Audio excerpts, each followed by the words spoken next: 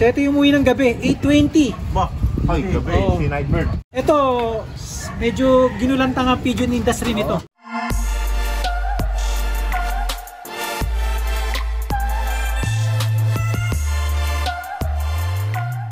Ito yung Nightbird, naglilimlim. Magpipisa, actually magpipisa siya ngayon. Sige, sige. Kunin natin. Ito kasi, mataas kasi ito, 10 feet kasi. 6 feet naman kaya... Ayan, may itlog siya.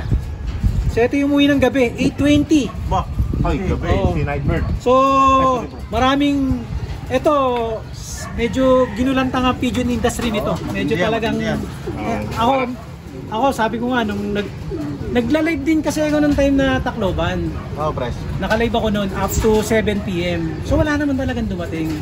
So nung dumating sinatabo, nagpasa ng ng ibon sa Alegre. Dumiretso rito, nag-dinner kami. Nakita ko pa 'yon, yung post ko na 'yon. So pag-uwi ko sa bahay, mga around 8:20, ayun nga, mga 8:20. Nasa banyo ako kasi maliligo na ako noon eh. So bago ako kasi maligo, medyo nakaupo pa ako sa trono eh. Tapos nag-ano pa ako, nagbabrowse pa ako eh. So ang daming tunog ng cellphone ko, kino-congratulate ako. Uy, congrats, Kalahi. May kalaka na pala, ganyan. So hindi ko sabi ko sa'yo, pag-check ko dun sa website ng PFC. Richie Alan De Leon. Sabi ko sa'yo, wala pa akong saplot nun. Talon ako ng talon sa banyo. Tapos sigaw ako ng sigaw. Nagulat sa akin si Alma. Sabi ko, ano yun? Akala niya, kung ano na nangyari sa akin. Baka inatake ka na sa akin. Sabi sa'yo, yung tuwa ko talaga, hindi ako maano talaga. Sabi ko, hindi ako maano, ba't ganito? Tapos, hanggang sa pumunta ako rito, syempre, nawala na yung... nasa Anguno ka na no? Nasa bahay na ako. 8:20 nga nag-clock. 8:25, 8:26. Tapos nung... Siyempre, pumunta kayo dito. Pinunta ko na, nandito na, naka-steady na. Binidyo ko pa yun eh. Yeah, tapos yung video ko medyo control kasi hindi ko alam eh. Ito, dumating yung ibon natin. Kung nakita nila, isa lang ang selyo. Yan, kaya nga ito, yun nga mga istorya nito eh. Unica selya. Kasi nag-iisa yung selyo niya. Selyo. So, sa akin, gusto nila ako i-DQ dahil sa isang selyo.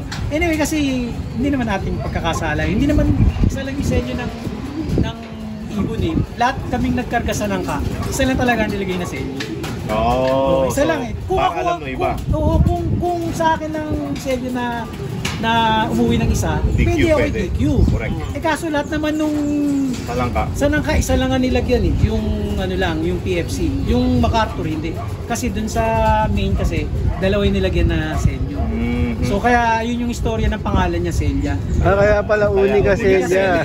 Yun ang istorya ng pangalan. Galing ka na. Pwede. Magaling talaga gumawa ng pangalan. Siyempre, ako nalungkot ako. Sabi ko, wala eh. Yun yung realidad na siyempre iba, hindi alam na para lang i-DQ tayo dahil lang sa maliit na ganun na, di ba? Pangalawa, bakit daw ang ibon ko malinis nung dumating? Anong magagawa ko kung hindi bumaba yung ibon ko? Diba? Ang linis daw ng paa. Ay, naku po. Sabi ko ako nalungkot. Sabi ko, PHA member tayo. So, hindi ko naman sinasabi. Siyempre, lumalaro tayo sa prestigious club. Yes. Tapos paano kung halimbawa nangyari to sa small player lang? Hindi, lalo na, grabe na ba siya mangyayari? Correct. Na nangyari. Di ba? So anyway, fast forward tayo. Nung nakausap ko na nga si Pres Seiji. So nung nag-decision siya, kasi wala naman talaga akong pagkakamali dito. Correct. Ayun, talagang legit talaga. Talagang umuwi talaga ng gabi. Importante nun, hindi ka nag-iisa na sinelyuhan, di ba? Wala talaga, isa lang naman. So kung meron ng part ng coordination between ng kalang yun saka sa main. Correct. O di ba, wala naman sa player. So yun lang naman yun. So wala naman, kung tutusin, pwede naman i-correct. Yun na nga ang ni Presi. Pwede naman i-correct. Pangalawa, kasi wala ako sa master's list nung live after ng Carlbayo. Yes. Bakit daw obligasyon ko raw yun para i-correct? Number one, sabi ko nga, wala naman akong sa GC ninyo kung ano man meron sa GC para ma-correct ko eh. Nandun ako sa Nangka. Sa Nangka nandun ako eh. Ngayon pala, iba pala yung dun sa PFC. Sa main, doon wala ako. dito sa Nangka, nandun ako. Okay. Isa-showboard ko ba yung ibon ko kung hindi live sa Calpayo. Correct.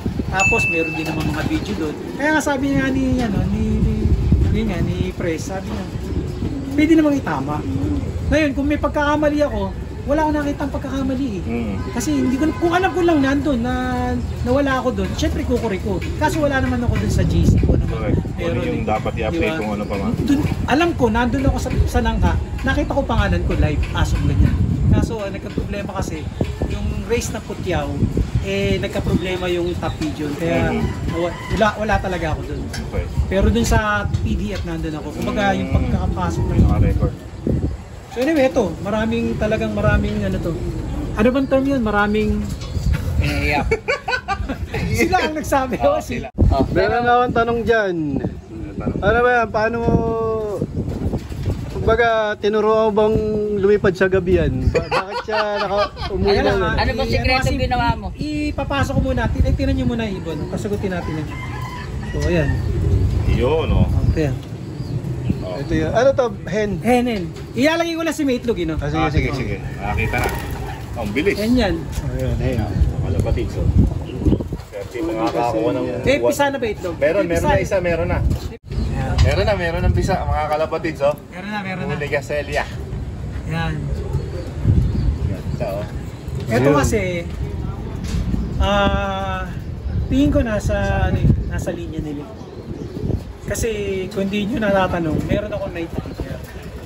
Yung Ay, MacArthur yung champion umuwi natin din ng sa gabi. 2000, yung 2021 champion natin sa PHA, Night Reaper. Gabi nang umuwi yan. Nung around nasa 12 ng midnight. Same bloodline. Tingin ko nasa blind. Kasi ang napansin ko kasi dun sa mga lahi nila. Nung bata pa lang sila, kasi ako nakafocus, nakatutok talaga ako. Nakikita ko yung mga karakter nila, yung mga ano nila, kung ano yung ginagalaw dito sa loob. Bata pa lang yung si Night Reaper, napansin ko na yan. Gabi, biglang lumipad. Siya. Tapos, pero yung na madilim na, lumalanding siya, kaya niyang dumanding talaga sa Galing, ano? Lahi. Ano? yun ang napansin ko din sa kanya. Tinan mo, nag-night bird yan. Tapos ito, yan. Si Night Reaper kasi, ang nanay nun, saka nanay nito, magkapatid. Lahi. Ano? Ay, hindi. Si Night Reaper kasi, saka yung nanay nito, yung tatay nito, magkapatid. Yun. So, magpinsan sila. May Ang ganda- nagsasabi kasi nagpaparonda ka daw ng gabi. Gabi, oo. Hindi, inaabot ng gabi. Ay, naabot ng gabi. Oo. Sobra kaya, noong time na, hindi ko na inulit yan eh. Kasi napapansin ko, pag medyo kondisyon ng ibon ng Friday, maraming nakaka-relate niyan. Kasi ang ibon, di ba nagko-condition tayo from Monday to Thursday. So minsan nagpipik yan pagdating ng Thursday. Malakas lalong lumalakas yan eh. Pag nagka-problema pa, pag nagpalipad tayo ng hapon ng Friday, meron akong case na live, hindi ko na-ikarke dahil lumilipad pa rin hanggang sa puno na dumap. Friday yun. Friday nagpalip kaya ako. Hindi, paano ba basket yun? Kaya nga hindi na ako nagpalipad ng Kaya hindi ka na Hapon, nagpapalipad ng hindi na ako hapon. nagpalipad ng hapon ng Friday. Basta pagdating ng, di ba, sa vlog ko sinasabi ko, pagdating ng Friday, pahinga na ako. Magpalipad ako ng morning pero wala nang pilitan yan. Pasok na kayo agad. Hindi ko na papaabutin ng tanghali kasi pag inabot sila ng tanghali hanggang hapon, pag yan medyo lilipad siyang, aabutin na sa labas. Inaabot sila ng gabi. So yun ang napansin ko rito, talagang Itong si Unica Celia, ano yan, tinotos mo kada yun naman na regular na routine natin yung pagdating sa karera. sa karera. Anong Regular araw? talaga yan. Tuesday, Wednesday, saka Thursday. Tatlo. Tatlong beses talaga. Ah. So, hindi po natin pwedeng sabihin na over tayo sa training. Kasi kailangan nilang mabatak sila from Monday to Thursday. Yep. Kasi ang napapansin ko sa kanila, pag hindi sila nabatak at hindi sila lumipad ng ganong araw, bumibigat sila tumataba. So dapat maging balance yung... Tapos yung pakain nun, wari ganun training mo Hindi. 3 beses. Ang pakain ko, full pack sa kanila. So, Hanggat gusto nila kumain, ganun. hindi, ang ginagawa ko, halimbawa sa umaga, may konting, ang ratio ng isang ibon ko sa umaga kasi isang kutsara. Meron din binlag yan, may sa isang cup, 20 birds.